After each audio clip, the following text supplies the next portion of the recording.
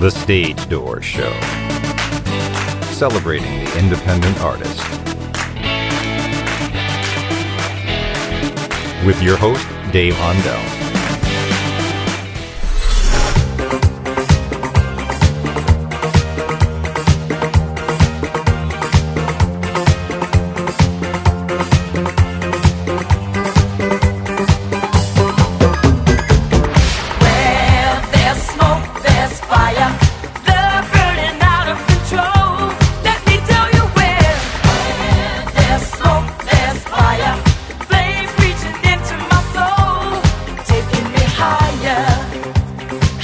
Hello, everybody, and welcome to the Stage Door Show tonight. This is Dave Hondell, and I am really excited tonight. I have a great guest with me, international recording artist and model, and she's been in the business for so many years, and she's got a great story. I can't wait for her to tell you, but it's Ava Cherry. Ava, thank you for joining me tonight. Oh, thanks so much, Dave. Hello, everybody. Hope everybody's well. Thank you so much again for joining me, Ava. I want to kind of start off from the beginning because you really started your recording career at a young age, and I think you started out, if I'm not mistaken, as a model in New York City. So tell us about that and how you really started your music career, because it was a really interesting story, and I want to get into more of it later. But tell our listeners how you got started in music.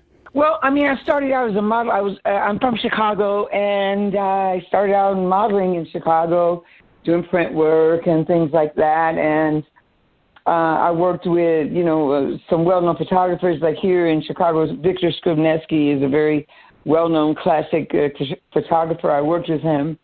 And then I wanted to model, but then I said, I want to sing. When I was in school, in grade school and high school, I had a little girl group, two other girls, like the Supremes, and we used to sing, and people used to love us, and we did school shows and things like that. And if, parties, people would ask us to come and sing together. And I really wanted to. And then after I was with these two other young ladies, they decided to do other things, and they didn't want to go into music. And I said, well, I'll try doing it by myself. So I was here, and then I said, well, but the best place to do anything, modeling, singing, whatever, is to probably go to New York. So that's what I did. I went to New York, and I met a lot of great people. Some people introduced me to people, and I met this one guy named David Daines, and he had a salon named Davian. And so he asked me if I would bleach my hair blonde, platinum blonde, for the New York Times. That they were doing a thing on his salon, and I said, yeah, why not? So they bleached my hair platinum blonde, and I was in the paper. And I started getting a lot of work from that, and then I got an apartment there and whatever, and I got a manager. And so my manager came to me one day, and he had this album cover, and he said, listen, there's this guy named David Bowie, and he's like, he's British, and I think he's really going to be big. I mean, he's like, coming here to perform at Radio City, and, maybe we could all meet him or whatever. And I said, yeah, whatever. I never heard of him before in my life. And so then he gave me the album. I took it home. I started listening to it, Ziggy Stardust. And I really loved it. And I thought, wow, he's really, creative. And also, while I loved it, I thought he was kind of cute, too. And I was like, and, I just started loving this record and feeling, as everyone feels now after he's gone, that it was so unique, for the time. Anyway, I also am friends with Stevie Wonder, and Stevie was going to be in town the same time that David was at Carnegie Hall.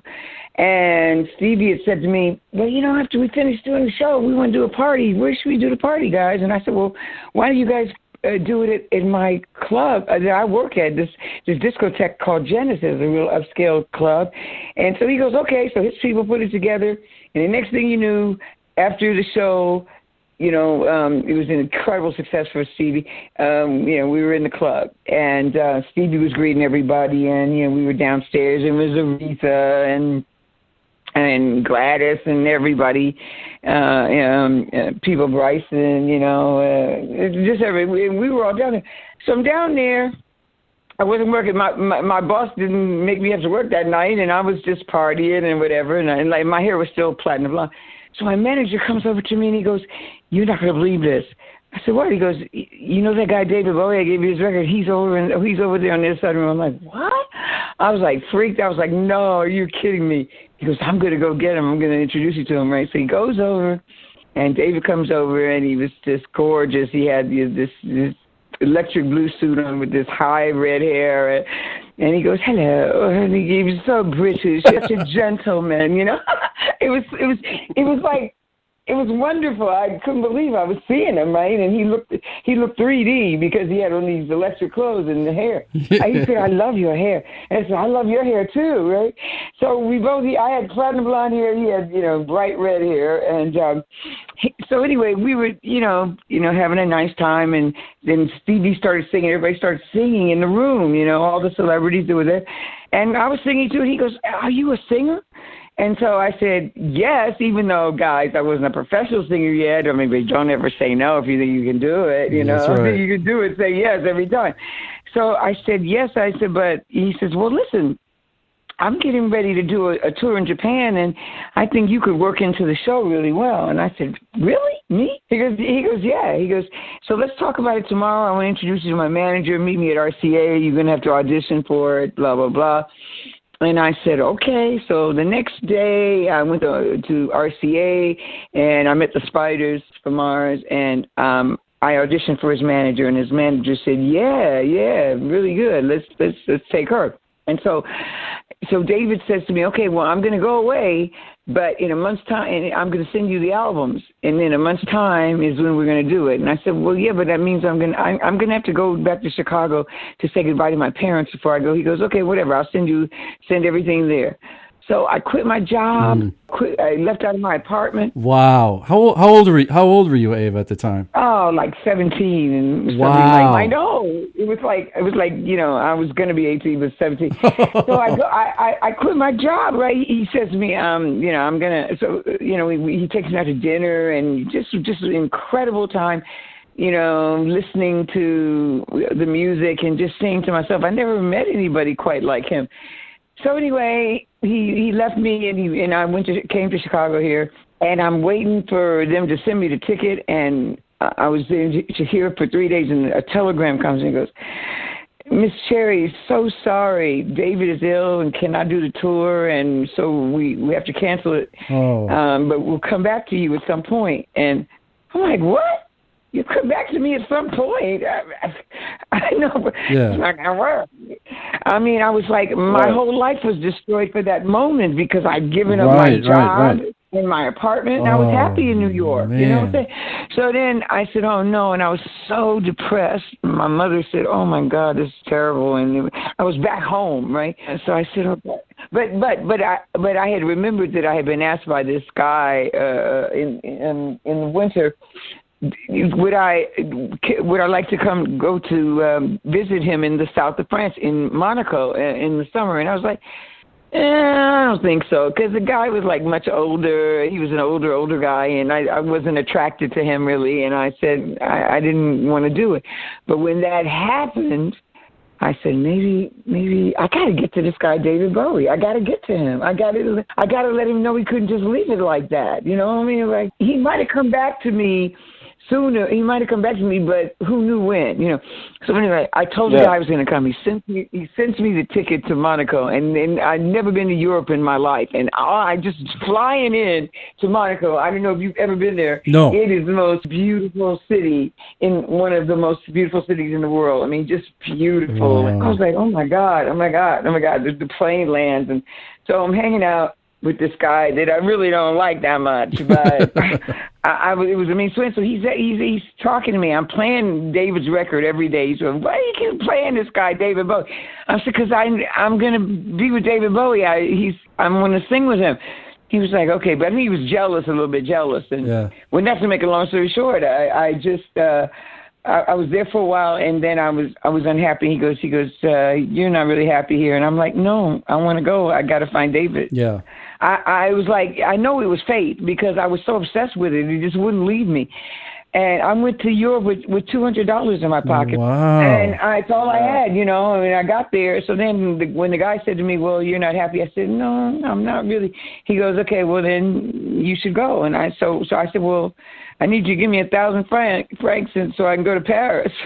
He goes, okay. And then he says, I said, well, where do I go? He goes, well, you go to the Boulevard Saint-Germain and the Café de Flore, and that's where all the celebrities hang out. Yeah. And, you know, I get on the train, and I come into town, and I check into this all-girls, all-women's hotel, and I have my model's book, because I was a model in it before. So I go and sit in the Café de Flore, which is the most well-known, infamous cafe in Paris.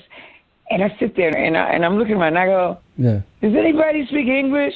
This guy, you know, this very handsome guy. I think he was North African. His name was Jocelyn, and he worked for Cerruti, which is a big fashion house there. And he goes, I speak English. And, you know, he was gay, which was kind of good because that kind of helped me not to have to get into anything I didn't want to get into, right? So he goes, we're talking, and he was so nice. He goes, what are you doing? I said, well, I'm a model, but I came here to find David Bowie because I'm with, you know, blah, blah, blah. He goes, well, where are you staying? I said, well, I'm staying in the all-girls hotel. He said, you can stay at my house. I'm like, I can't? I mean, wow. It was like a fairy tale. He said, I'll help you. Did you help me? He goes, I'll help you. And he helped me. And I stayed with him for 8 months. He got me an agent, and I worked in Paris and London and Spain. He got me an agent. And all the while, I'm looking for David. All the while I'm doing anything, and I'm asking people, do they see him or whatever, because I heard that he went to Paris a lot. So I'm in this bar 8 months later, and I'm like getting kind of forlorn, and I'm sitting there having a drink, and I hear this guy at the end of the bar go, we like David Bowie. I'm like, huh? It was like, ring, ring, ring. I go running down to the other end. I go, did you just say David Bowie's name? Excuse me, tu as dit David Bowie? Because I speak fluent French. And he said, oui, il est là-bas chez Castel. So he's over there across the street at the house of Castel. I said, Mom, really? He goes, yeah. I said, oh, my God. And here, I mean, I look nice. I look cute.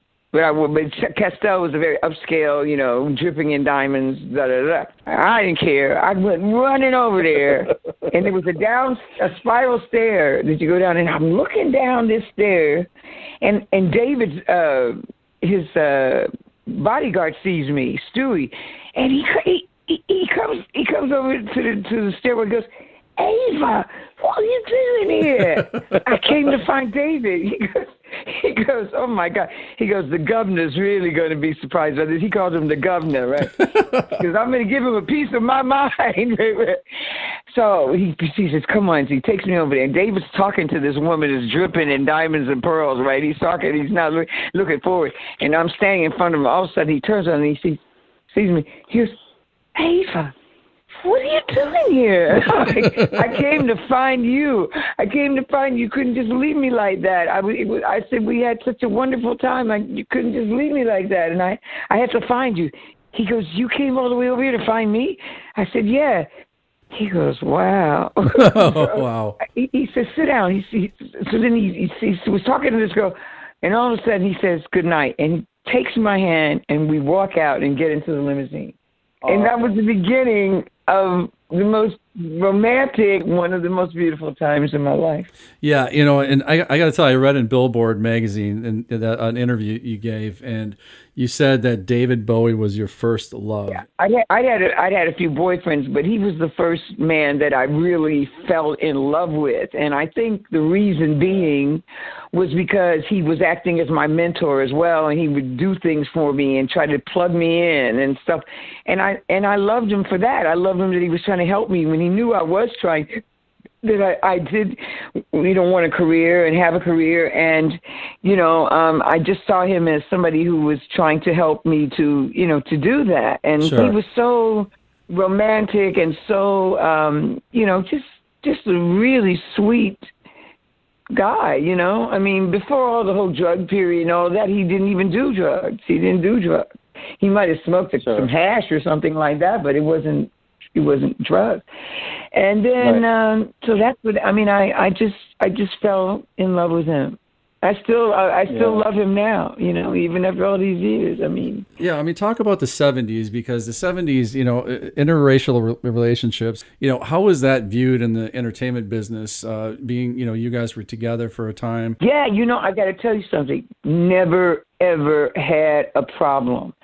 I mean, some of the black people were like, "Who's that guy you with?" And I said, "David Bowie." He said, "David Bowie? He's a rock artist." And they were like, "Oh." I mean, it wasn't like they were negative, because they just were like, "I never saw him before. He's weird looking. He's got red hair, he's sticking up red." But David didn't care what anybody thought about him being with a black woman. He was like, "If you don't like it, too bad." He never acted like, uncomfortable. Whenever we went anywhere, he had me on his arm, had my hand, put his arms around me. I felt loved. I did. He went on TV when Michael Jackson came out and said to the MTV people, "How come Michael Jackson's video isn't played as much as any of the other white artists? I mean, why are you not playing Michael Jackson, who was a superstar? He's already a superstar. He's an incredible artist."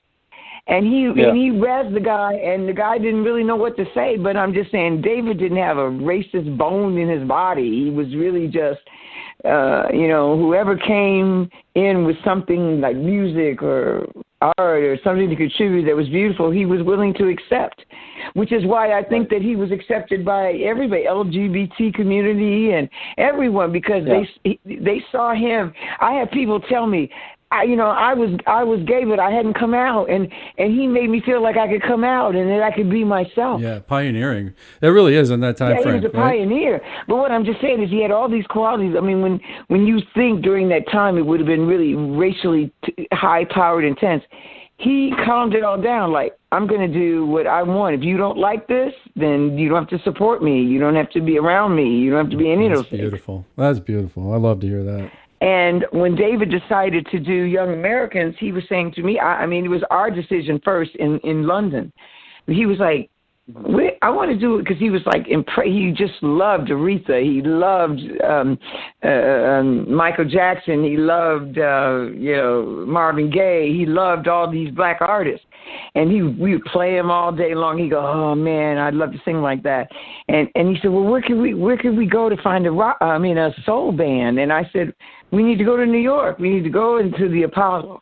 He went right into action of putting his people on to get us to go to the Apollo to see a show so that we could maybe find a band. And so when we got there, that night we showed up at the Apollo and we get on this big limousine and all these black people are standing on 125th Street and we get out. I'm with the platinum hair still and he's got the big red hair and the electric red suit, and they go, "Who is that?" I said, "David Bowie." They said, "David Bowie?"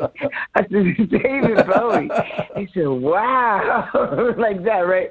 So all these black people standing out for us. So we go in, and we saw the people that were on that bill were Richard Pryor, the Spinners, the Temptations. But that's where we found Carlos Alomar. And so David told Carlos, actually I think he must have talked to Carlos from London or something, and Carlos must have said, "Well, okay, I'll set it up for the Apollo." And then we saw the show. It was an incredible show. We went backstage and met everyone, and then David asked Carlos to show up at the studio, because we had already decided we were going to do this in Philadelphia at Sigma Sound. And so one day the doorbell rang at Sigma Sound, and it was Carlos and his wife, Robin, and Luther. And that's how Luther got into the picture. Wow. David just kind of let Luther do what he wanted. He wanted to see how he worked. So he just said, "Okay, here's a vibe, here's a melody, whatever. What could you put to that?" And Luther was like, "Oh, okay." And Luther put his tone. Luther's incredible, beautiful, wonderful Luther Vandross tone. Yeah, and for he sure. he just put some background parts to it. And David was like, "Wow, I like that." The next thing we knew, Luther was arranging all the background vocals on the album, and so it was great. It was great, and So we were in the studio and we did Young Americans. And when we first went to Philadelphia, David had asked the Philly Sound guys to play on the record, but they were kind of scared to work with this rock artist, so they said no. But David, David was never thwarted by anything like that. David was like, okay, I'll get my own guys, and he got Carlos and some of the other people. Carlos brought in his people that he knew. And that's what happened. Wow, that's amazing. The one thing I was going to ask you too is you did a track you got to meet John Lennon, which was amazing as well. And I know you and David and John Lennon worked on a track in a studio. And tell us about that. That fascinated me. Well, that track was Fame, okay? And what happened was, the day we went to Electric Ladyland, I don't know if you got a chance to see the Bowie exhibition in Brooklyn, because they had them in big cities. They had one here. I represented it here. And they had them in London, Paris, all over the world.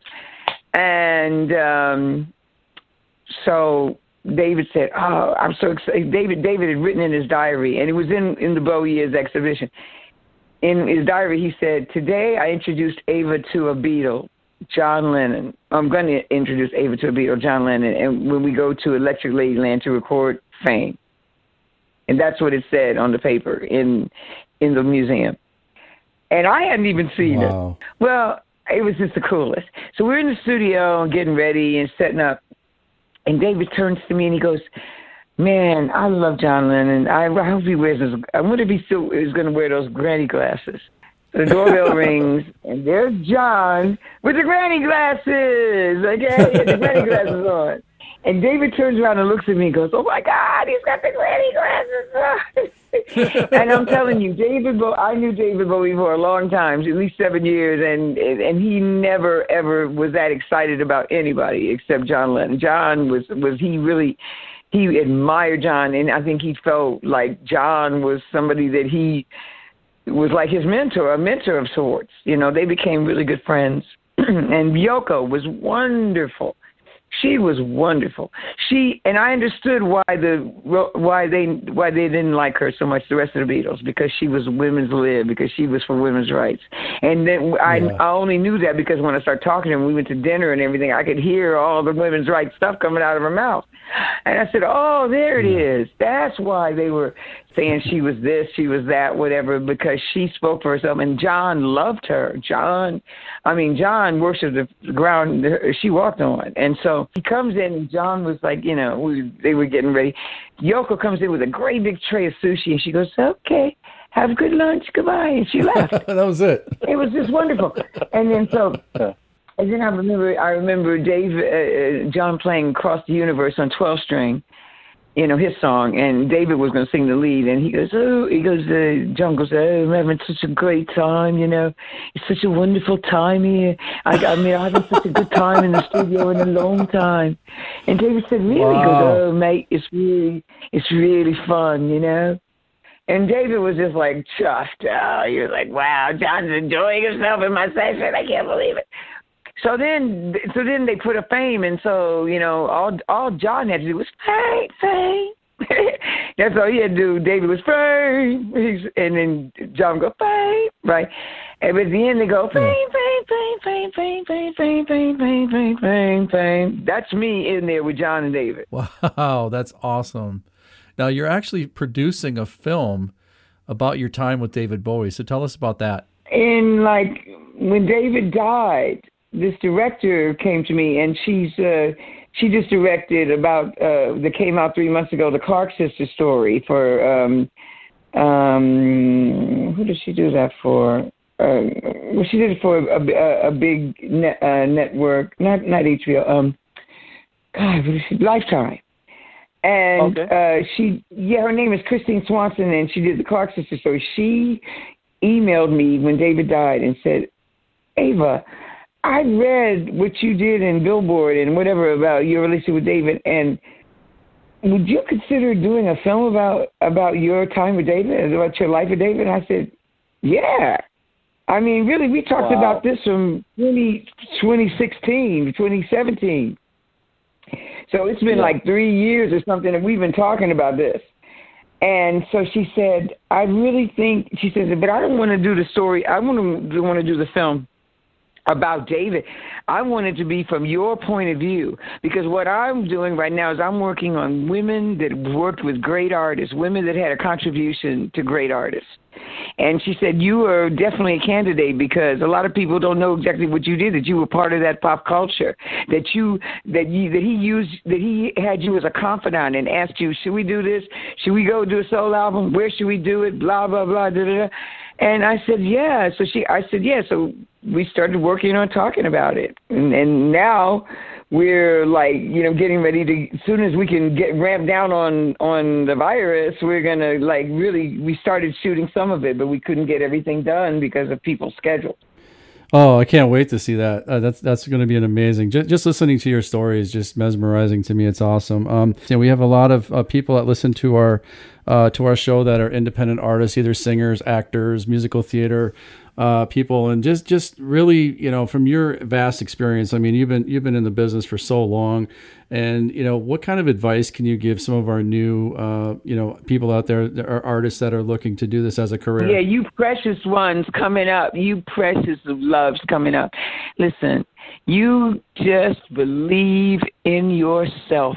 That's the first step, because if you don't let other people influence, when you think you have something, whether you can sing or dance or act or whatever it happens to be, you follow your dream. Don't follow anybody else's. Don't listen to people telling you what you can't do. When they tell you you can't do it, you just say, watch me. That's what you do. There were so many people that tried to stop me along the way. Oh, don't do this. You're too this. You're too young. You do this. I'm like, okay, well, watch me. Okay, I'm going to keep on. Even now, a lot of my friends who are super talented in my time, in my age, and they're not able to do anything. I'm still doing it. I'm still working, and I'm going to get bigger and better and better. And I say, just believe in yourself and hone your craft. If you think you have something, if you think you could be a good actor, take some lessons. You sing, take some lessons. All of it. Just make sure you can try to be the best that you can be, because when that opportunity comes knocking, if you're not ready, you're going to miss the boat.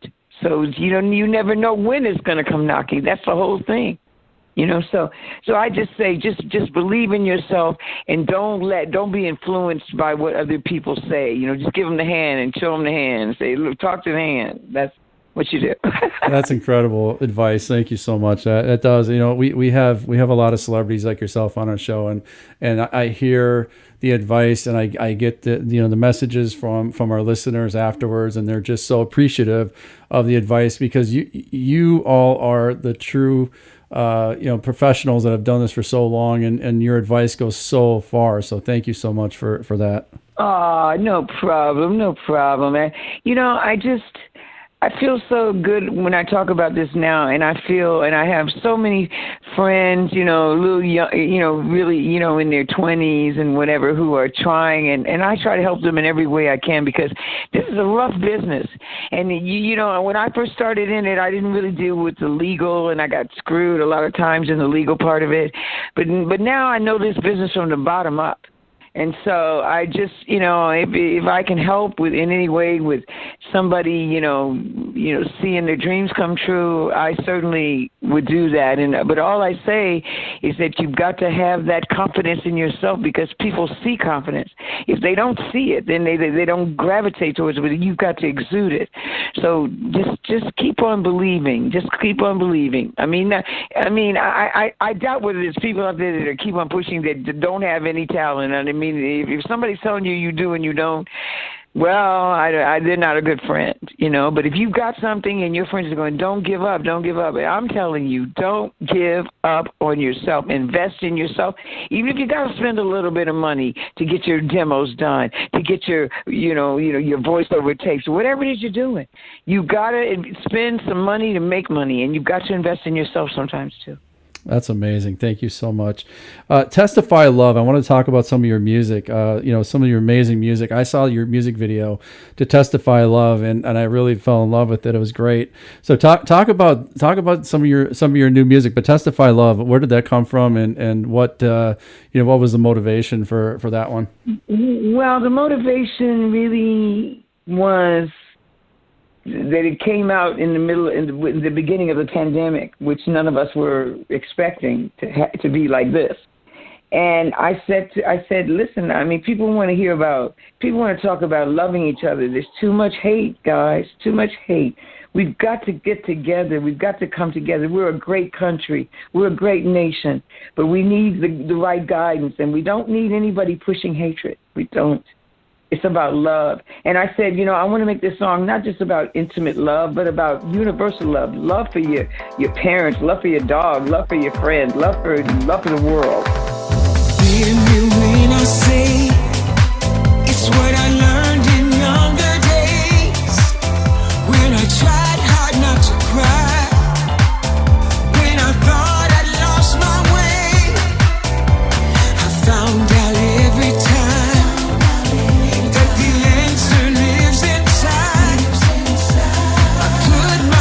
in love. I made it through because of love. I do it all in the name of love. Reach for the sky in the name of love. I testify in the name of love. I testify love. All in the name of just love, period. I just came up with the words testify love. Testify to that love. Because if you really do feel that, you're going to show it, and people are going to feel it from you and take the example from you. And that was really the reason that I did it, and I love that song so much. What a great message. And Let's Dance, the cover to Let's Dance, which I think is a great, if it was an homage to David Bowie and your time with David, but it was great to see that as, that's a fairly new song as well of yours this year. So talk about that and when did you decide to do that cover? Well, when I did that, it was because of David's birthday, and every year I'm asked to go to Philly where we did Young Americans, because they have a big following there every birthday with all these shows and all these things about David, to do the Night of Stardust every year. I've done it for the last 2 years. We're not going to be able to do it this year, I don't think, but it was putting together, Greg Shelton put together a bunch of artists who sang different songs of David's, Life on Mars, this and that, whatever, Moon Age Daydream, which I covered. And they asked me to do it. So they said, well, it might be good if you record a song of David, so that we'll play the recording here too, where everybody can dance. So I said, okay, I'll do Let's Dance.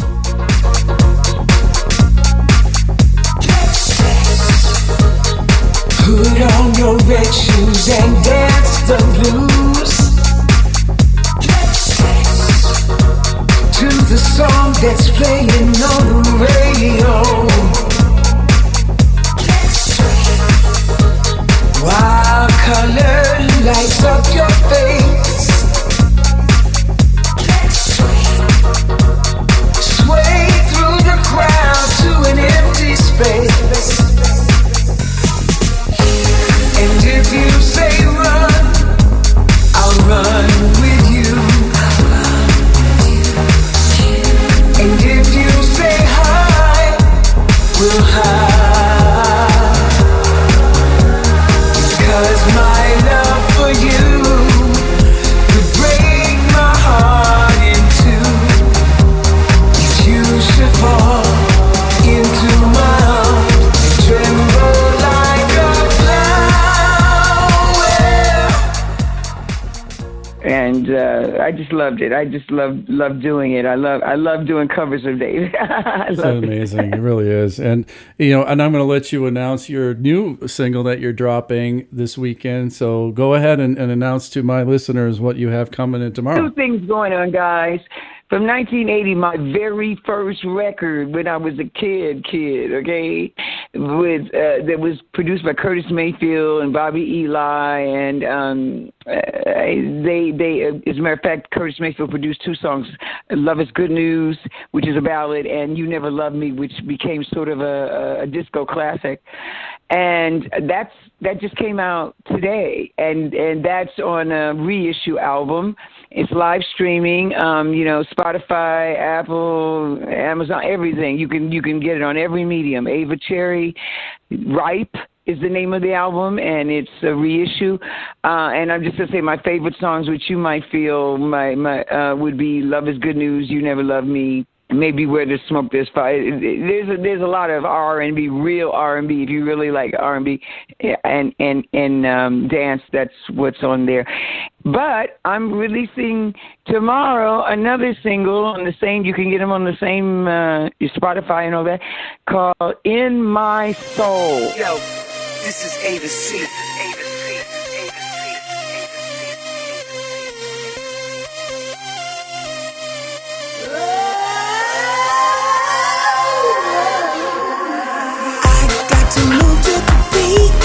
All I know, feeling the heat, I rock the floor.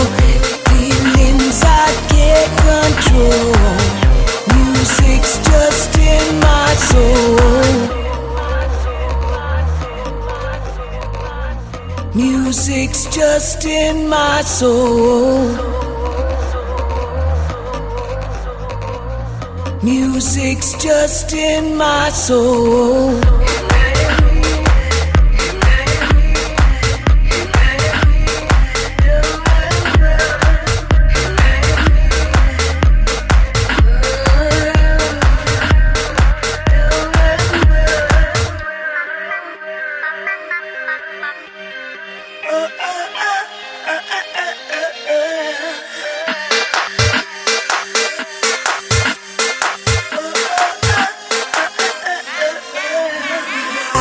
To move to the beat, that's all I know.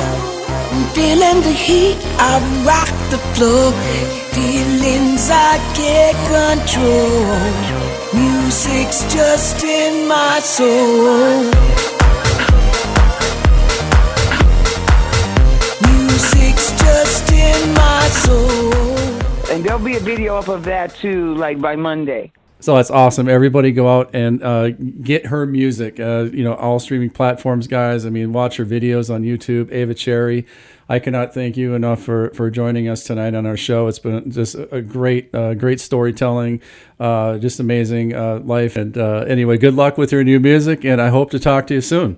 Yes, and like I said, all you people out there, let's get together. We can be strong again. We can be so wonderful. We can be our nation. We just need to build it up. We had a few knocks, and we're going to get there. So don't despair. Don't despair. We've got to be warriors for this. And just looking forward to all of you in the near future on a live stage. But right now, please get the Ripe reissue album. Just came out today, Ava Cherry, Ripe.